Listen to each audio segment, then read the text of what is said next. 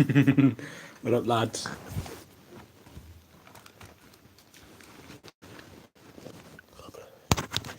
Got to father. Your shorts.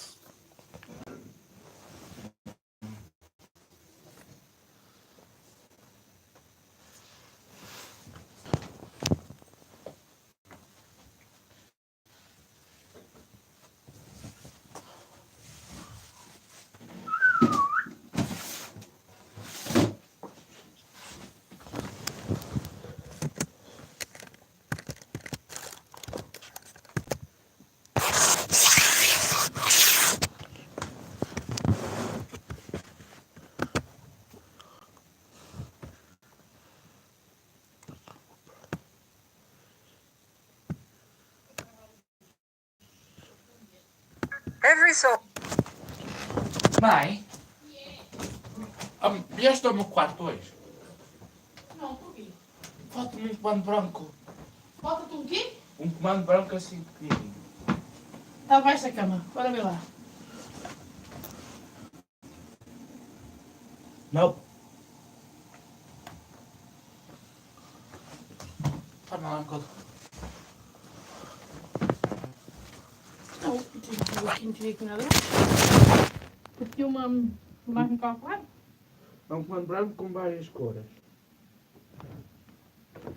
Não tive aqui nada hoje. Ali. Não está aqui em cima da cama. Não tive aqui nada hoje. Eu queria sacar o lixo lá para fora. Eu ia pôr aquilo para o lixo para o lixo. Não estava, tu vai lá estava. Lá não está mais aqui no chão. Eu não mexi nada, não tirei aqui nada. Mas lembra-me. Pensaste? Ah. Eu lembro-me de o ver hoje, de manhã, pensaste? É o comando violado lá. É o comando violado lá. Não. Vai mal, não vai?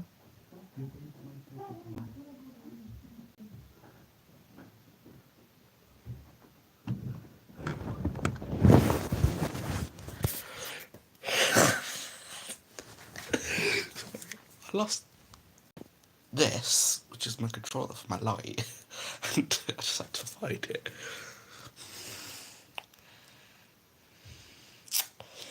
You know what? I'm gonna vloggies the fun. Shoot, go live. often, and I hate to admit it, even I run into some kind of an issue where the only viable solution is to use a Mac. In my case, it was that I was trying to work on a review of this archival tape storage backup system, and the Windows software experience was, to put it as politically correctly as I can, awful. So, my solution? Some kind of Mac machine with 10 gigabit networking, and getting that going on the MacBook Pro wasn't going to be a thing, because even though I found a network card with literally the exact same chipset that is in the iMac Pro and plugged it into an external enclosure, macOS just wouldn't pick it up because, whatever, you, Linus. So, I dug the iMac Pro out, and then I went, oh, right. The whole reason we were opening this stupid thing up in the first place was that iFixit sponsored us to do a video on how to upgrade it. So, I guess that's what we're going to do. We're going to go from 4 cores and 32 gigs of RAM to, theoretically, 128 gigs of RAM and 18 cores, all while saving $1,000. Sounds pretty good, right?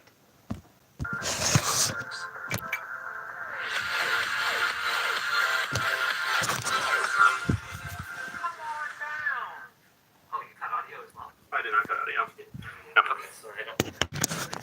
But he did cut the audio. So, it's not gonna sound very good. Sorry about that.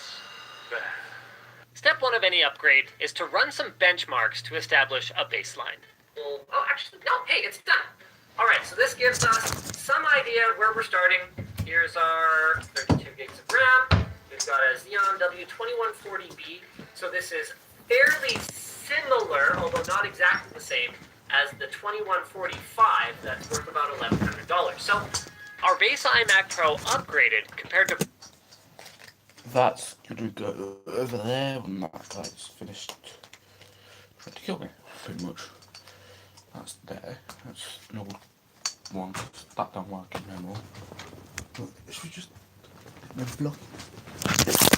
Ooh.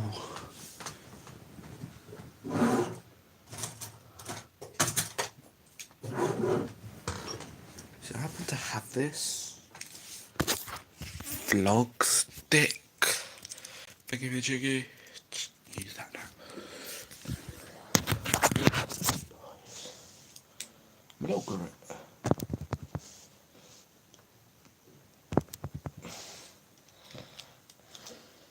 Pull that out so I have a good camera.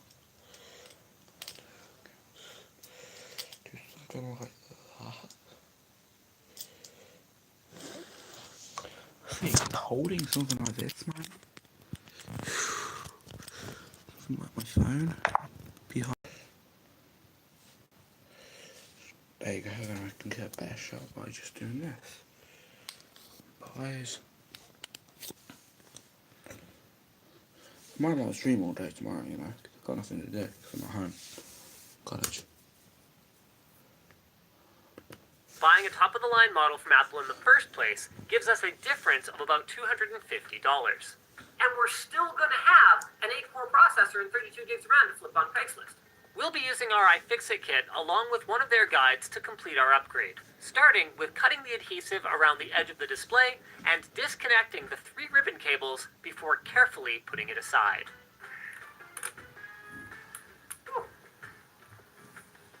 And all without breaking it. Take that, Harry! That's okay, he knows what he did. First order of business is we remove the fan. You just need to turn them counterclockwise until they start making that noise, and they're going to be retained by the little rubber washers that are in there. Now there's 2 little connectors here, one right there, one right there. Those power the fans, and you can just pull these out. Be very careful around this power supply. No touching. You could actually die. Next, we're going to pull out Apple's excellent Wi-Fi card, and we're going to stash those screws along with this handy-dandy little shield right above there. Is that it? Now all we got to do is pull some of these other cables out and their covers. We'll pull this board out. And all these little antenna connectors. These guys are going to come off too. These are really fragile. RF shield or something on that. It's really easy to Which is just kind of like keep the ball. I'm making it temporarily much harder to pull the speaker out. And do as I say on that moment we're having right Best now. way to turn.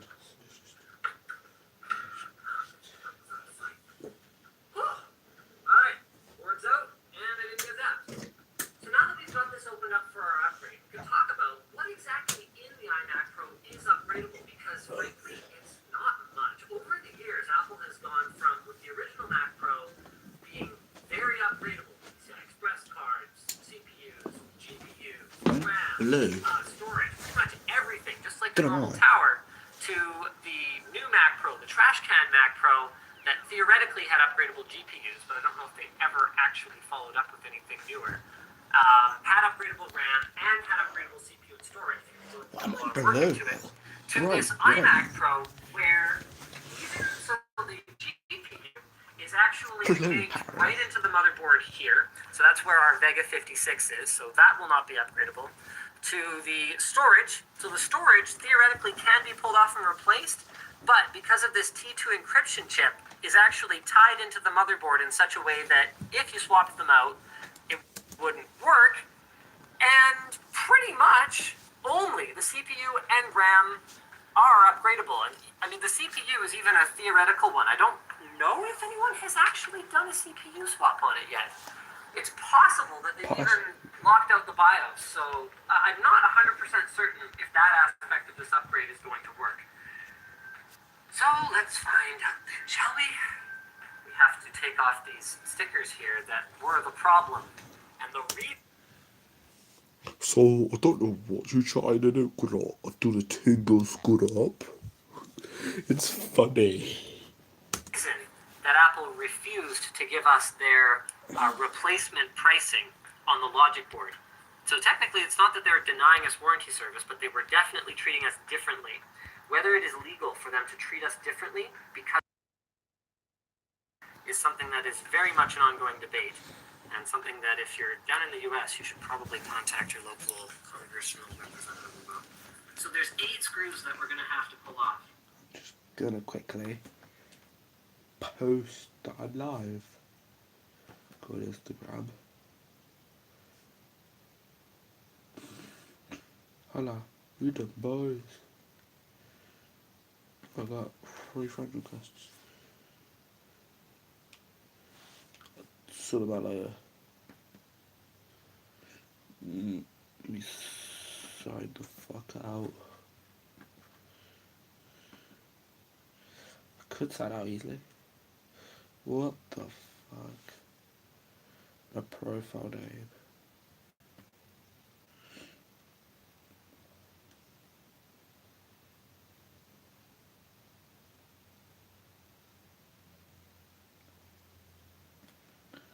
No, I can't believe I did this myself. Wait, where do you log off? Log out? Good.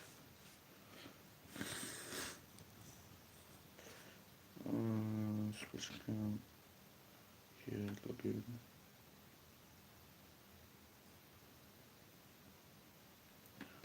Ooh, we like it. Can I post on my story from here? No, I can't. Ooh.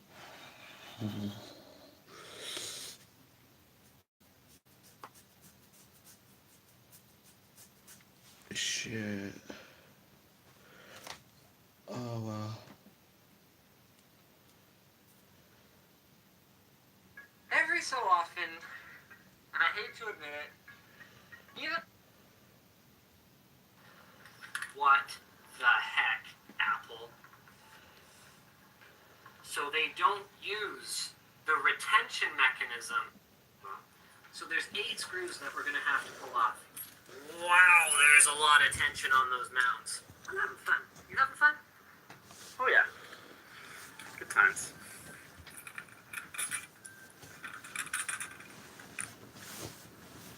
Wow, that actually just goes right metal on PCB. How interesting. So you might not think that we'd have to remove the screws from the GPU here, but the reason that we do is actually because the entire cooling unit is one piece. So it's connected by heat pipes between both the CPU and GPU to these It's black, metal cooling but fins here. yeah, this. Holy crap. Okay, I did not see that one coming. What the heck, Apple? So they don't use the retention mechanism for the CPU that is normally part of the socket design. I guess to save some space on the board, which means that when you take the heatsink off, it just rips the CPU right out of the board. Fortunately, that came out clean, so I don't think we're going to run into any trouble. And Apple expects even their authorized service providers to get boards with CPUs, RAM, and SSDs pre-installed on them as a single unit, even though they are socketed and they are not soldered. So I guess this isn't supposed to be a problem for the end user, but I'm still not a fan of designs like this that just the thermal paste just pulls the CPU out of the socket. Whew. Go ahead, Chad. Okay. Anyway, enough about that. This is upgrade guide, not complain about the process guide. So, right here around the CPU socket area is pretty much everything we can do. So we're going to pull out our 8 gig sticks of RAM. So we're going to be careful here not to have them pop out of the slot, because if they did, they could accidentally bend the pins in the CPU socket. Then we're going to go ahead and take our 18-core CPU, currently Intel's highest-end workstation chip. There we go. So they haven't done anything funky with the spec of the socket. Just goes in a little something like that. Now, we get to crack open the seals on 2 grand worth of memory. Look at all the DRAM packages on this thing. Line that bad boy up. 1, 2, 3, 4. The only thing I regret is using a green PCB. So now, we get to pippity-pop our cooling solution back on. We're probably just going to reuse the thermal compound for the GPU, but this CPU situation might need a little bit of help. I gotta pry this baby out of here. Oh, okay, well that was easier than it looked like it was going to be. So we're going to put on some new thermal compound here. What, just pop that on, just like that? Oh. Okay, we made one small mistake. We're going to have to put in these 2 RAM sticks afterward. Hey, don't blame me. You guys subscribed to this mess. Pop that back in there. But who says we're actually subscribed? Like I am, but new viewers, but Alright. Let's go ahead and turn this over. Get that bolted down. Now with our upgrades done, we're going to flip the machine top out of place. Oh boy. Oh boy. Yep. when this becomes a video, I might link the. I might put a link in the description to this video. But then it depends what I feel like.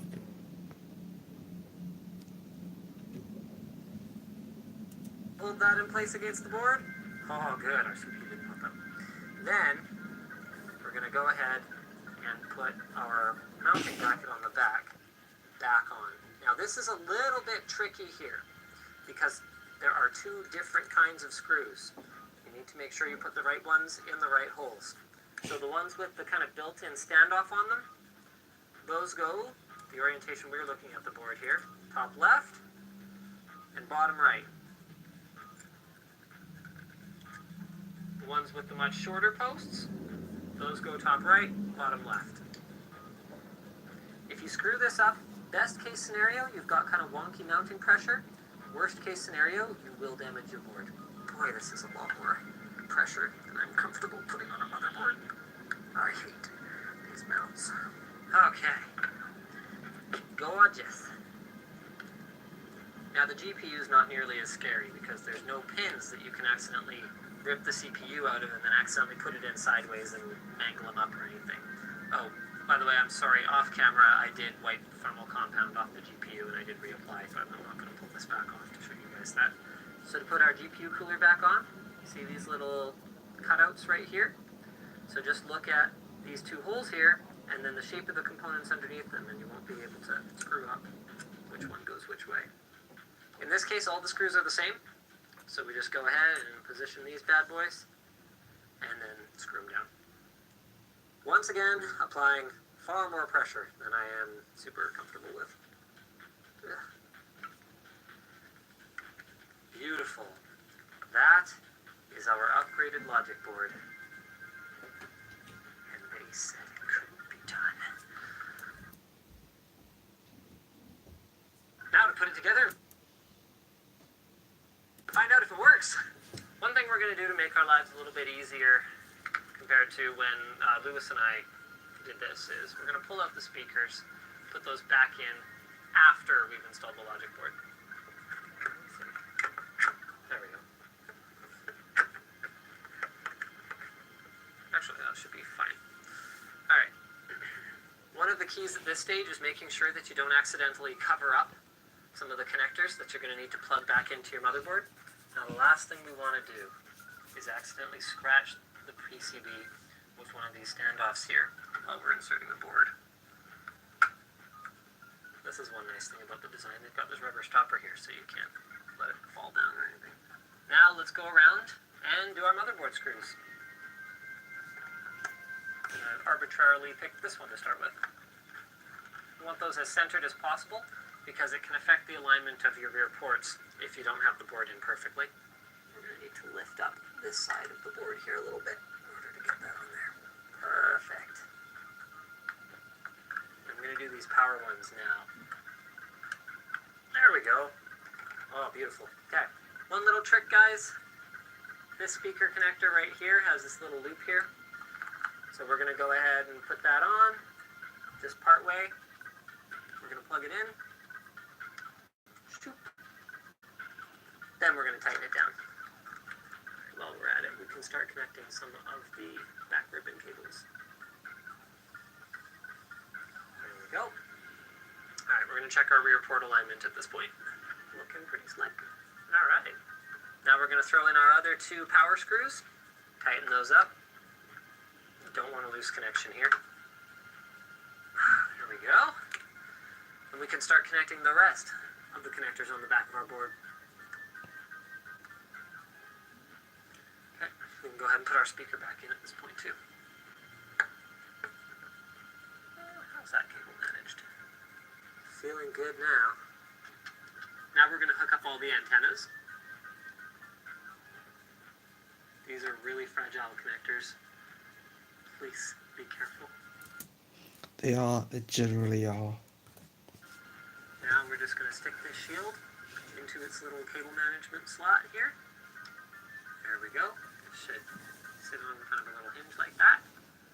And we're going to adjust these antenna wires and screw it in.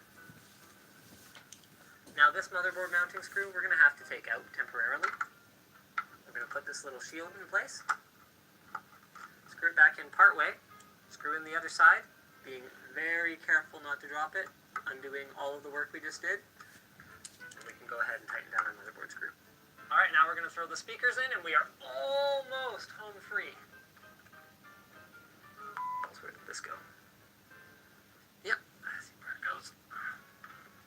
Now we've got a somewhat obnoxious task ahead of us.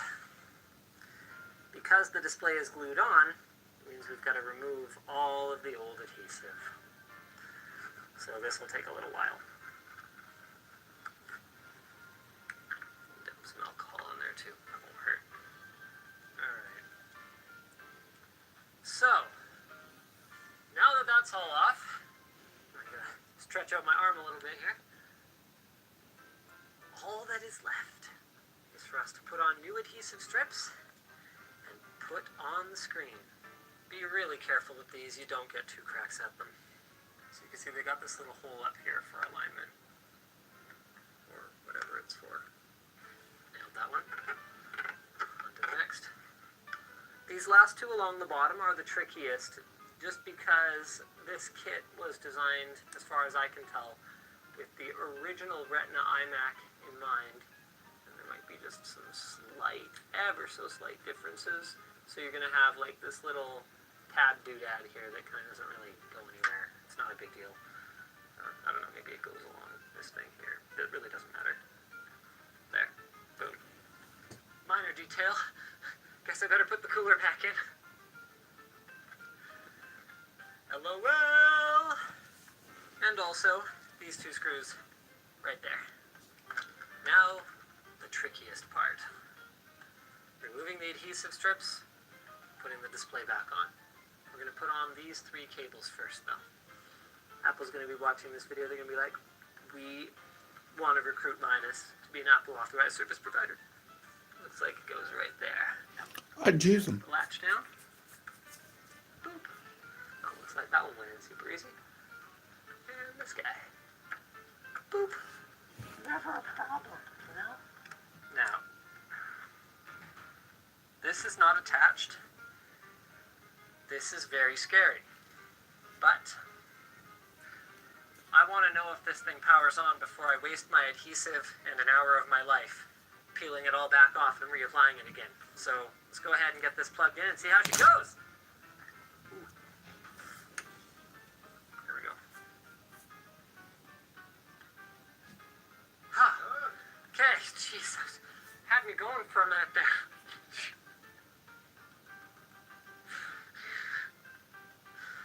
I don't use Macs much. I don't know how long they take to boot up. Whatever, let's get this keyboard and mouse hooked up. Let's see how much performance we got. Whoa. Now, we're not out of the woods yet. There's a distinct possibility that some of our stuff might not have been detected, so okay, never mind. That ruined the suspense and anticipation, because there it is.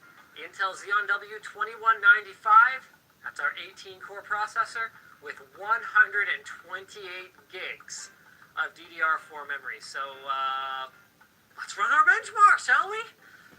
So a quick Google search online tells me it should be in the neighborhood of 50,000. Come on, show me the big score. There it is. So we just crushed our old performance. We are right up there with the regular factory Apple iMac Pro with the 18 core, but we saved ourselves a bunch of money at, of course, the expense of our time. Fantastic. This thing is now officially tricked right out. And of course, this video wouldn't have been possible without iFixit sponsoring it. So a massive thank you to